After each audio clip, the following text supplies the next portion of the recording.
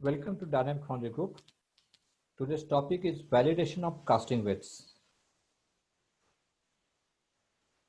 If you have not subscribed the Dynamic Foundry Group channel, please subscribe the channel and press bell icon button to get immediate notifications. Why to validate casting weight? Customer pays you price of any part based on the per kg price and the PO weight decided. If the weight of the casting is more than PO weight, then there will be a huge loss to the foundry, which is directly cash loss and is eating your profit straight away. Hence, validation of casting weight becomes essential exercise for foundry industry. Please take care of following while taking casting weight. Number one, casting must be properly petaled and shot blasted without any flash and vents. See that any sand inside is not there. Verify the weight balance is calibrated and having enough charging in case of electronic balance to verify that the whatever weight it is showing, it will be perfectly all right and proper. Make ensure that it is set at 0 while taking the weight. Keep casting at the center of weight balance. Take weight of each cavity. Let us take an example here as a DFG cover casting. This DFG cover casting weight decided by the customer in the PO is 5 kg. A rate per kg is 60 rupees per kg. So the price per piece for this DFG cover is rupees 300. Now, after few days of development, foundry takes actual weights of the casting. Weights are 5.4 kg, 5.35 kg, 5.6 kg, 5.25 kg, 5.7 kg, and 5.8 kg. There are total 6 casting weights are there. Average weight of the FG cover is 5.51 kgs. Our PO weight, as we know, is 5 kg. Our per piece price is 300 rupees per piece. So if you consider actual weight per kgs, price become 300 divided by 5.51, that is 54 rupees 45 paisa per kg. So we'll have a direct loss of 60 minus 54.45, that is 5 rupees 55 paisa per kg because of excess weight. It is a huge impact commercially on our contribution due to this increased weight. Such type of weight variation many times does not give any benefit to our customer as well as to us. Hence, it is a national waste. It is not only have commercial loss in terms of reducing profit, but it also affects our production utilization. In some of the cases, you may directly inform your customer about this weight increase and get approval from the customer for the new PO weight and new PO per piece price. Here in this case, new PO weight will be 5.51 kg and new per piece price will be 330 rupees 60 paisa per piece. But if customer does not agree to modify PO, then normally every process has some process variation allowed, and hence it is expected that in green sand molding there will be plus or minus 3% weight variation allowed. Effect in our case for 5 kgs weight variation allowed is 150 grams. So weight range of 4.85 to 5.15 kg is acceptable as per standard. But in our case, weight difference is much more than that. So we have to think what next. So what next?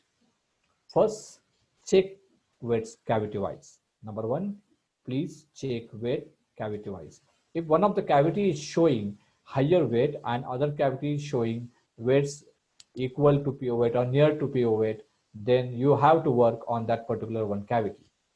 In our case, if you see 3 cavity are having weights 5.25 to 5.4 kg, whereas other 3 cavity having weight 5.6 kg to 5.8 kg. It shows there is some trend, but all the cavities are having weight more than what is standard saying.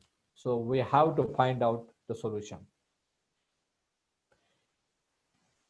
Hence, always take cavity-wise weights to get some trend during the weight validation. Check weights from minimum 3 batches and see the trend and the average. If it is consistent and not changing batch to batch, then there are chances that it is not process variation effect. Let us see various reasons in the process which can contribute to the weight increase. Number one is low mole hardness. Number two, less GCS. Number three, high moisture. Number four, casting swelling. Number five, loose clamping. First of all, I will suggest you to take 3 batches in front of you by taking care of all process parameter and record cavity-wise casting weight data. If still it is more, then you have to go for cavity-wise PDI report. This will guide you for the areas where the casting weights are increased. You need to identify the various areas, dimensions for the correction to reduce casting weights. Many times you keep contraction allowance in the pattern, but actually instead of contraction, swelling takes place. If you find this phenomena in your parts, you may have to go for pattern non-standardization. Here, before you go for such non-standardization of pattern or tooling, you have to take minimum 5 batches data cavity wise and then go for such change, as any modification of tooling will be permanent and it is very difficult or not easy to reverse back to original one. Compare pattern, core box and casting for these areas and finally decide the abnormalities to be corrected in the tooling. Also remember, you have to inform your customer about this non-standardization and take their approval in writing prior to change to avoid any future disputes. While making non-standard correction in the tooling, do not go at single shot. Make it in minimum 2 stages. After first stage, verify the weights and the dimension for 3 batches, see the consistency, and then go for next correction if required. After all correction, again make full scanning and dimension inspection report of the modified castings and get it approved in writing from your customer.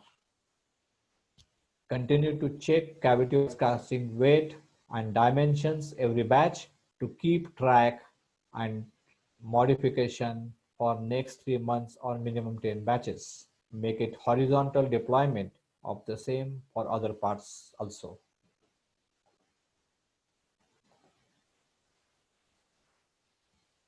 Thank you and keep weighing. Thank you very much for your attention.